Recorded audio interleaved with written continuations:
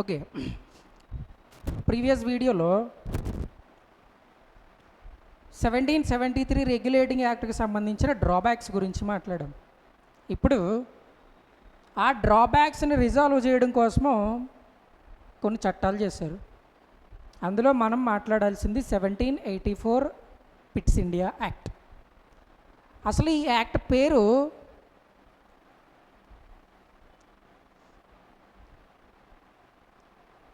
"1784 British East India company act" అని పిలుస్తామన్నమాట. ఓకేనా? 1784 British East India company act అంటాం. మరి పిట్స్ ఇండియా యాక్ట్ అనేది ఎలాగొచ్చింది, ఎవరు ఈ పిట్స్, ఈయన గురించి చూడు ఒకసారి. Pit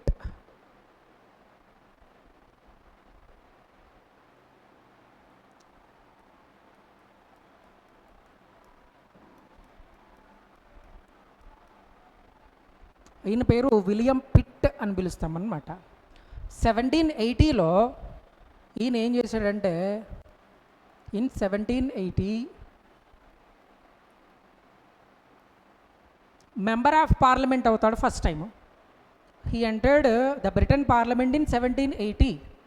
in the span of 3 years 1783లో ప్రైమ్ మినిస్టర్ అవుతాడు డైరెక్ట్గా. అర్థమైందా? 1780లో మెంబర్ ఆఫ్ పార్లమెంట్ అయ్యి 1783లో ప్రైమ్ మినిస్టర్ అయ్యాడు. He was the youngest prime minister in Britain. అత్యంత చిన్న వయసులో ప్రైమ్ మినిస్టర్ అయిన బ్రిటన్ సంబంధించిన వ్యక్తి అన్నమాట. ఈయన ఎప్పటి వరకు ఉంటాడంటే 1801 వరకు ప్రైమ్ మినిస్టర్గా ఉంటాడు. మళ్ళీ రెండోసారి 1804లో మళ్ళీ ప్రైమ్ మినిస్టర్ అవుతాడు. In 1804. Okay,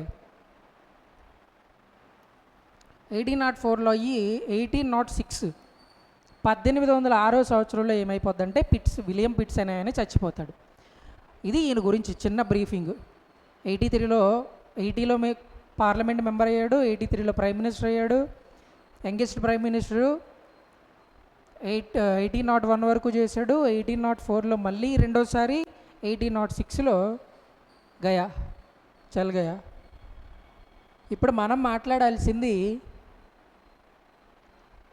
William pit prime మినిస్టర్గా ఉన్నప్పుడు 1874 యాక్ట్ జరిగింది కదా. 1783లో ప్రైమ్ మినిస్టర్ అయ్యాడు పెద్ద ఆయన. 84లో పిట్స్ యాక్ట్ వచ్చింది. సో 84లో ఈయన పీరియడ్లో వచ్చింది కాబట్టి ఈ చట్టానికి బ్రిటిష్ ఈస్ట్ ఇండియా కంపెనీ యాక్ట్కి ఏం పేరు పెట్టారంటే ఈయన పేరు పెట్టారనమాట, పిట్స్ ఇండియా యాక్ట్. ఓకే, అది దాని గురించి డీటెయిల్డ్గా. ఇప్పుడు ఈ యాక్ట్లో ఏమేమి చేంజెస్ చేశారు, మనకు తెలిసిన విషయాలు ఏంటి?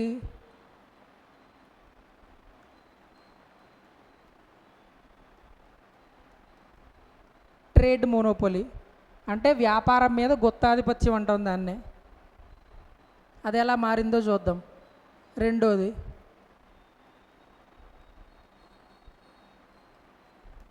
కంపెనీ కంట్రోల్ ఎలాగుంది. మూడోది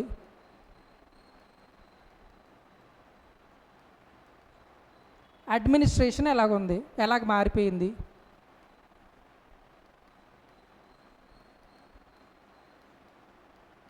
సెంట్రల్ లెజిస్లేచర్ ఎలాగుంది.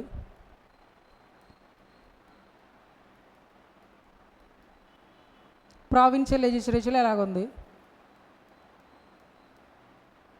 వీటి గురించేగా మాట్లాడాం రెగ్యులేటింగ్ యాక్ట్లో. ఇందులో వీటిని చేంజ్ చేస్తారనమాట. ఆ చేంజెస్ ఏంటో ఇప్పుడు చూద్దాం. Trade monopoly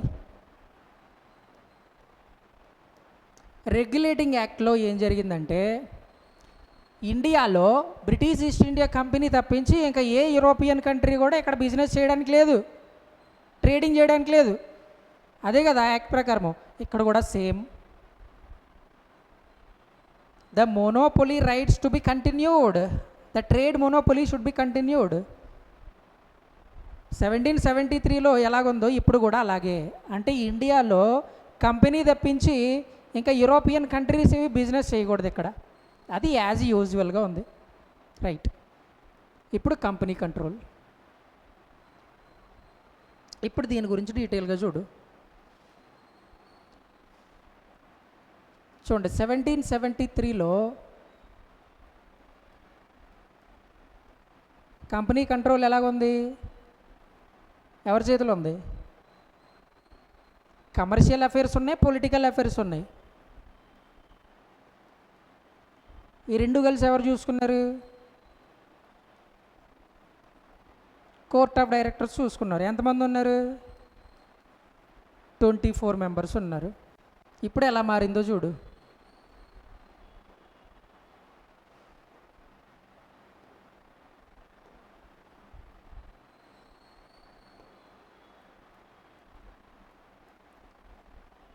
By the Pitt's India Act, company control commercial పొలిటికల్లో ఒకరే చూసేవారు అక్కడ. కాకపోతే ఇక్కడ డివైడ్ అయిపోయాయి. ఏం డివైడ్ అయిపోయాయి?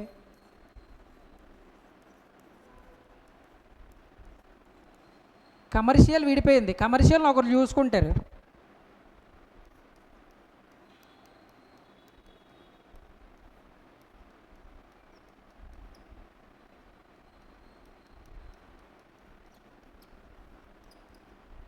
సివిల్, పొలిటికల్, మిలిటరీ ఇది ఒకరు చూసుకుంటారు.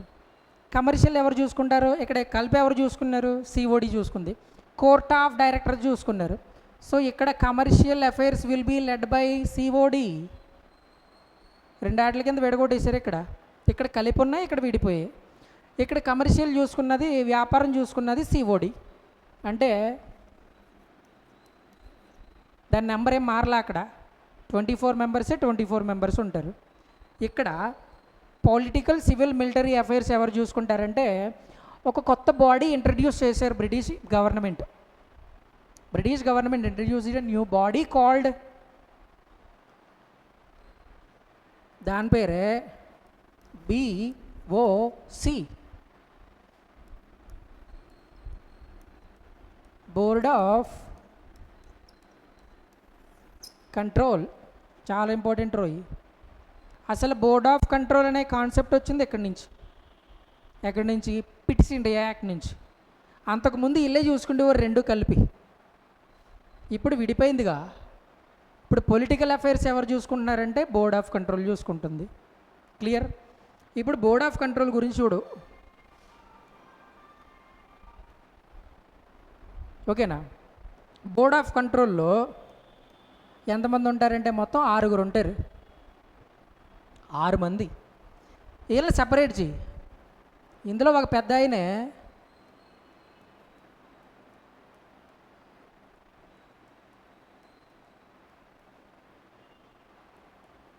ఆరుగురిలో ఒకడెవరంటే secretary of states.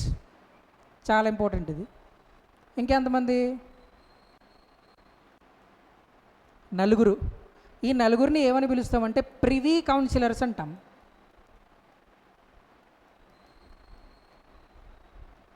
Privy councillors. Okay. ఇంకెంతమంది ఉన్నారు? ఇంకొకడు ఉండిపోయాడు. ఈయన పేరే ఎక్స్ చెక్కర్ అని పిలుస్తామన్నమాట. ఏమంటాం? ఎక్స్ చెక్కర్. సరిపోయింది. 6. బోర్డ్ ఆఫ్ కంట్రోల్ పొలిటికల్ అఫైర్స్ని చూసుకోవడానికి బ్రిటిష్ గవర్నమెంట్ అపాయింట్ చేసింది. 6లో ఒక పెద్ద మనిషి సెక్రటరీ ఆఫ్ స్టేట్స్.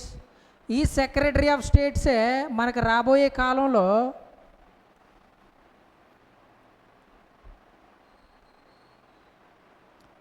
వైస్రాయ్ ఉన్నాడుగా, వాళ్ళని లీడ్ చేస్తాడనమాట. వైస్రాయ్ని లీడ్ చేసేది ఈ పెద్ద ఆయనే. ఈయన క్యాబినెట్ మినిస్టర్ అవుతాడు.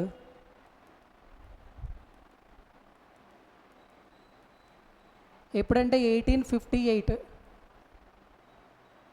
సిపాయి రివాల్ట్ అయిపోద్ది 1857. 1858లో ఒక కొత్త చట్టం వస్తుంది. ఆ చట్టంలో మన secretary of states cabinet minister అవుతాడు. ఇప్పుడు కాదు, తర్వాత కాలంలో. ఓకేనా? 4 ప్రివీ కౌన్సిలర్స్ ఉన్నారు, ఒక ఎక్స్చెకర్ ఉన్నాడు. ఈ 6 కలిసి ఎవరిని చూసుకుంటాడు? పొలిటికల్ అఫైర్స్ని చూసుకుంటారు. ఓకేనా? ఇది కంపెనీ కంట్రోల్. క్లియర్? రైట్. ఇంకా నెక్స్ట్ ఏముంది? Next point administration.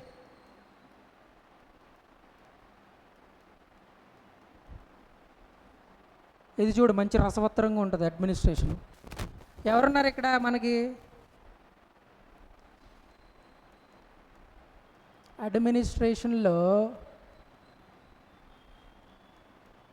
1773లో governor general of Bengal ఉన్నాడు పెద్ద ఆయన. ఈయనతో పాటు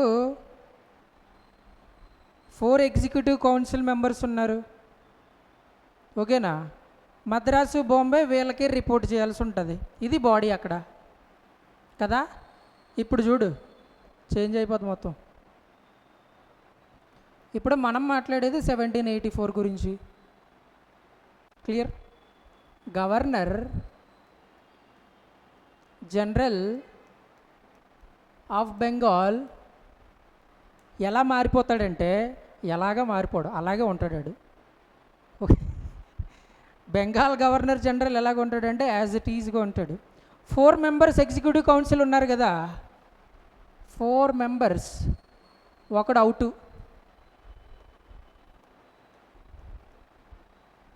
4 మెంబర్స్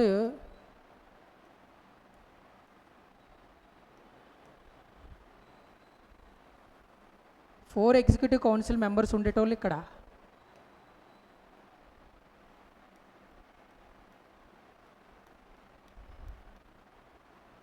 నలుగురు బాగా కోఆర్డినేషన్తో వర్క్ చేసుకుని ఓటింగ్లో పార్టిసిపేట్ చేసేవారు. కానీ ఇక్కడ ఏం చేశారంటే గవర్నమెంట్ నలుగురు ఉంటే అచ్చొత్తలేదని చెప్పి ఒకడిని వేసేసారు. వేసాడు అంటే తీసేసారనమాట. సో ఇక్కడ ఎగ్జిక్యూటివ్ కౌన్సిల్ మెంబర్స్ నంబరు ఎంత అయిపోయింది? 3 అయిపోయింది. Executive council members became 3 by the 1784 pits India act. Clear? Right కదా. అది అడ్మినిస్ట్రేషన్. ఇక్కడ 5, ఇక్కడ వీళ్ళ 3, ఈ పెద్ద అయిన ఒకడు, 4 అడ్మినిస్ట్రేషన్లో 4 ఉన్నారు ఇక్కడ. నెక్స్ట్ ఇప్పుడు మనము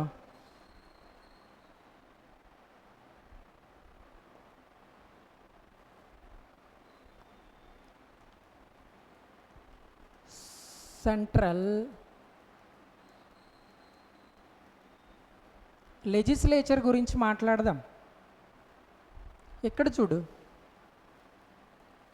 1773లో ఒక governor general, 4 executive council members, అంటే మొత్తం ఎంతమంది ఓటేసేవారు అక్కడ? 5 members voting. But either change हो गया, మారిపోద్ది ఇక్కడ. 1784లో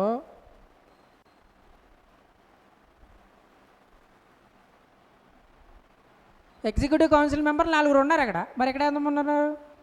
3. గవర్నర్ జనరల్ ఆఫ్ బెంగాల్ ఒక ఆయన, దీంతోపాటు 4 మెంబర్స్ ఎగ్జిక్యూటివ్ కౌన్సిల్ ఏమైపోయింది? 3 మెంబర్స్ ఎగ్జిక్యూటివ్ కౌన్సిల్ అయిపోయింది. కాబట్టి ఓటింగ్లో ఎంతమంది పార్టిసిపేట్ చేస్తున్నారు ఇక్కడ?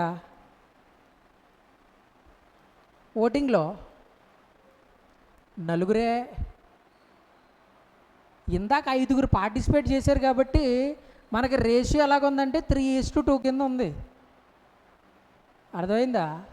ఇక్కడ చూడు, గవర్నర్ జనరల్ ఒక బిల్ పాస్ చేశాడు. మొత్తం ఎంతమంది ఉన్నారు ఇక్కడ?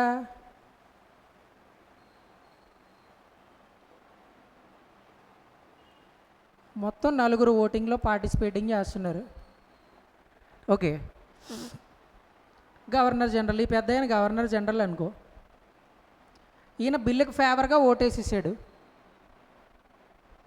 ఇంకొక ఎగ్జిక్యూటివ్ కౌన్సిల్లో మెంబర్ ఉన్నాడు, ఈయన కూడా బిల్లుకి ఫేవర్గా ఓటేసాడు.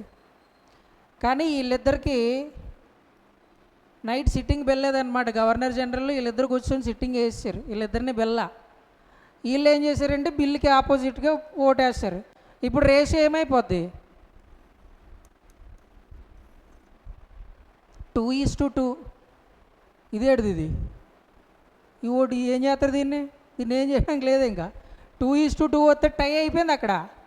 సో ఇప్పుడు ఒక బ్యూటిఫుల్ పాయింట్ వచ్చింది. అదేంటంటే మన గవర్నర్ జనరల్ ఆఫ్ బెంగాల్కి ఒక పవర్ వస్తుంది అన్నమాట. ఇందాక మనం మాట్లాడుకున్నాం, ఇండియాలో అడ్మినిస్ట్రేషన్ పవర్స్ అన్నిటికి రెస్పాన్సిబిలిటీ ఎవడంటే గవర్నర్ జనరలే. కానీ వాడి దగ్గర పవర్స్ ఉండవు. ఆ పవర్ ఇక్కడ ఇస్తారు. అర్థమైందా point? To increase the power of governor general of Bengal, A special power introduced in pits India act. అదేటో చూడు. ఇప్పుడు మ్యాచ్ టై అయిపోయింది. ఇక్కడ 2 వచ్చాయి, ఇక్కడ 2 వచ్చాయి. అలాంటి సమయంలోనే ఆచితూచి అడిగేయాలన్నమాట. ఇప్పుడు మన గవర్నర్ జనరల్కి ఒక పవర్ వచ్చింది కదా, ఆ పవర్ పేరే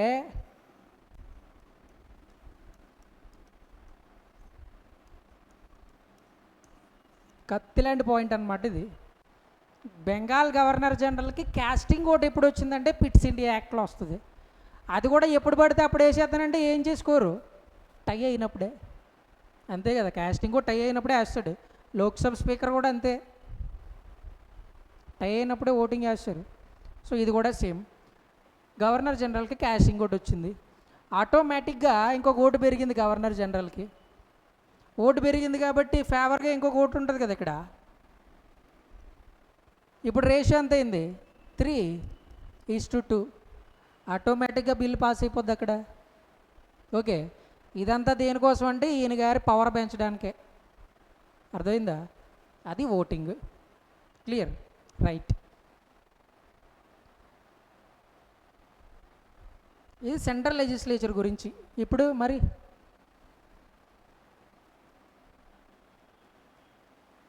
ప్రావిన్షియల్ లెజిస్లేచర్.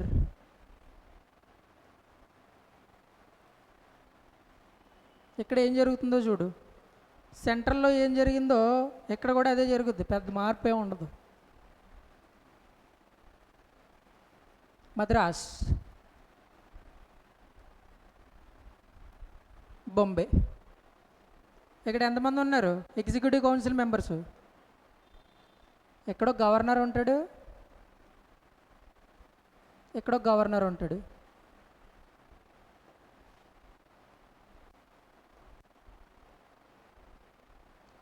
ముందు ఇక్కడ 4 ఎగ్జిక్యూటివ్ కౌన్సిల్ మెంబర్స్ ఉండేవారు బై 1773. బట్ 1884 ఈ యాక్ట్ ప్రకారం ఏం చేశారు? ఇందులో ఒకనే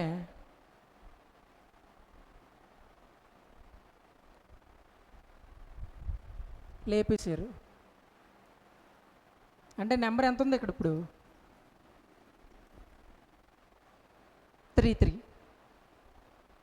సెంట్రల్లో ఎలాగైతే ఎగ్జిక్యూటివ్ కౌన్సిల్ మెంబర్స్ 4:3 అయిందో, ప్రావిన్సెస్లో కూడా 4:3 అయిపోయింది. మరి ఇక్కడ స్పెషాలిటీ ఏంటంటే వీళ్ళు 3 ఉన్నారుగా, ఆ 3లో ఒకరిని ఏం చేస్తారంటే వీళ్ళు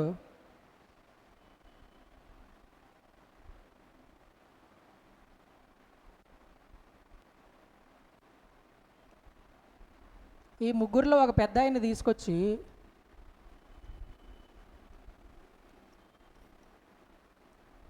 కమాండర్ ఇన్ చీఫ్ కింద అపాయింట్ చేస్తారన్నమాట. ఓకేనా? 4 నెంబర్ ఏమైపోయిందంటే 3 అయిపోయింది ప్రావిన్సుల్లో కూడా. ఆ 3 మెంబర్స్లో ఒక ఆయన్ని మద్రాస్ కమాండర్ ఇన్ చీఫ్గా అపాయింట్ చేస్తారు, బాంబే కమాండర్ ఇన్ చీఫ్గా అపాయింట్ చేస్తారు. ఇక్కడ కూడా సేమ్ 4 ఓటింగ్లో పార్టిసిపేట్ చేస్తారు.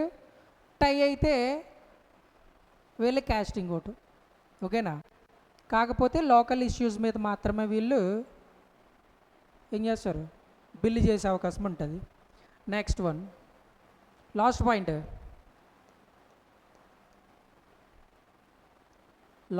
ఏంటి చెప్పరా? లాస్ట్ అంటే సిరాక మీకు. 1773 రెగ్యులేటింగ్ యాక్ట్లో మనం చూసుకున్నాం. ఏడు చూసుకున్నాం? ఒకటే కమర్షియల్ రెవెన్యూ చూసుకున్నాం, 2 British East India company territorial possessions, ఈ పేరు పెట్టుకోమని చెప్పాను కదా, అది మారిద్ది ఇక్కడ. 1784లో కమర్షియల్ రెవెన్యూ యాజ్ టీజ్గా ఉంటుంది.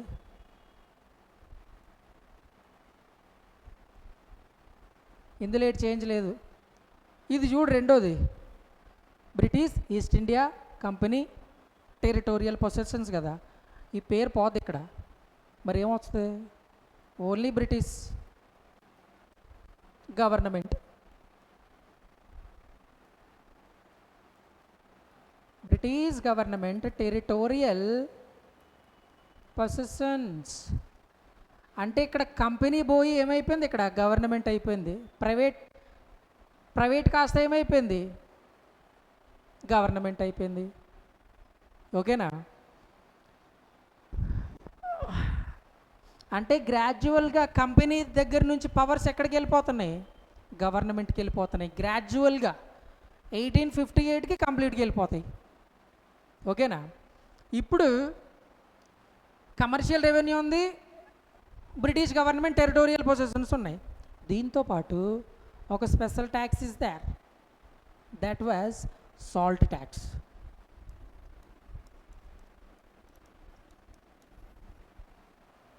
ఈ చట్టం తర్వాత ఇండియాలో సాల్ట్ ట్యాక్స్ కలెక్ట్ చేయడం కూడా స్టార్ట్ చేశారు.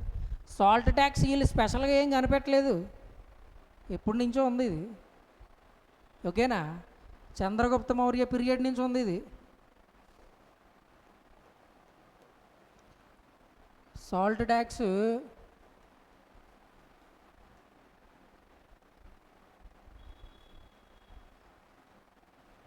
ఇతని పీరియడ్లో ఉంటుంది. ఈ పీరియడ్లో సాల్ట్ ట్యాక్స్ కలెక్ట్ చేసేవాడిని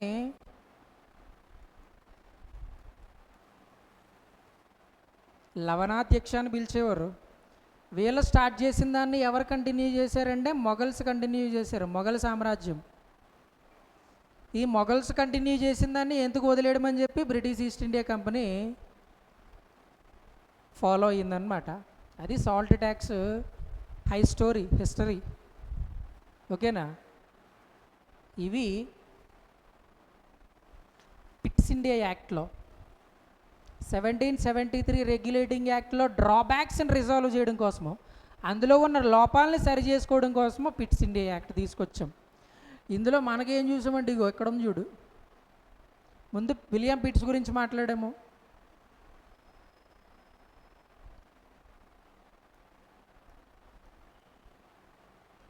trade monopoly to be continued. ఇండియాలో ఈస్ట్ ఇండియా కంపెనీ తప్ప ఇంకెవడో వ్యాపారం చేయడానికి లేదు, అలాగే కొనసాగుతుంది. కంపెనీ కంట్రోల్ 2 ఆటల కింద విడిపోయింది. కమర్షియల్ ఒకరు చూసుకున్నారు, పొలిటికల్ ఒకరు చూసుకున్నారు. కమర్షియల్ చూసుకున్నదేమో సిఓడి, పొలిటికల్ చూసుకున్నదేమో బీఓసి. ఇందులో 24 మెంబర్స్ ఉంటారు, ఇందులో 6 అడ్మినిస్ట్రేషను 4 ఎగ్జిక్యూటివ్ కౌన్సిల్ మెంబర్స్ 3 అయిపోయారు. సెంట్రల్ లెజిస్లేటివ్లో ఓటింగ్లో 4 పార్టిసిపేట్ చేస్తున్నారు. ఇక్కడ కొత్తగా క్యాస్టింగ్ ఒకటి వచ్చింది. ప్రొవిన్షియల్ లెజిస్లేచర్లో కూడా 3, అందులో ఒకడు కమాండర్ ఇన్ చీఫ్గా ఉంటాడు. Revenue British East India company ఎలా మారిపోయింది, బ్రిటిష్ గవర్నమెంట్ కింద మారిపోయిందన్నమాట. Okay, that is about Pitt's India act 1784. Next వీడియోలో సబ్సిడియరీ అలయన్స్ గురించి మాట్లాడదాం. Clear, very detail.